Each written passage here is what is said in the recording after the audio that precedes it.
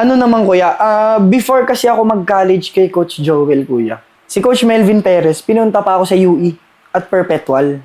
Kaso yun lang kuya, ang problema ko nun, na-homesick na ako kuya, parang, sa 1 week din kami nun kuya, mga 6 days din ako nag-training. Pumayag na rin sila tita nun. Opo kuya, kasi pinapunta rin ako ay pinayagan din ako, pumunta naman si Coach Melvin doon na gusto ako ipunta. 3 days sa UE, 3 days sa Perpetual.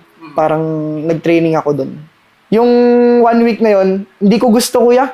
Wala ako sa comfort zone ko kuya. Yung parang homesick rin ako kuya. Parang gusto ko umuwi na agad. Kaya nung nandun kami sa UE kuya, nagulat si Coach Melvin sa akin after nung tryout namin after ng training ko sa UE. So, pauwi kami. Sabi ko, Coach, gusto ko na umuwi.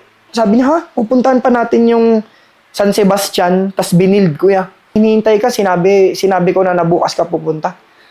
Tapos sabi ko, Coach, ayoko na po talaga, sabi ko kuya. Tapos umuwi ako dito, tapos nalaman ni Coach Joel, kasi kinausap ko siya na, Coach, uwi po ako, Coach. Tapos sinabi naman ni Coach Melvin na sa UE na dapat ako, kuya. Line up ka na. Pero Team B, kuya, Team B. Pero kuya, yung allowance, dorm, pagkain, andun naman na daw, sabi ni Coach Melvin. Sabi niya, bigyan kita 3 days, tapos balik tayo.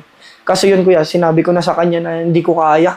Parang, Hindi ka pa ready. opo kuya, hindi ko kaya umalis, parang ganun nga kuya. Kaya bumalik ako kay Coach Joel ng college kuya.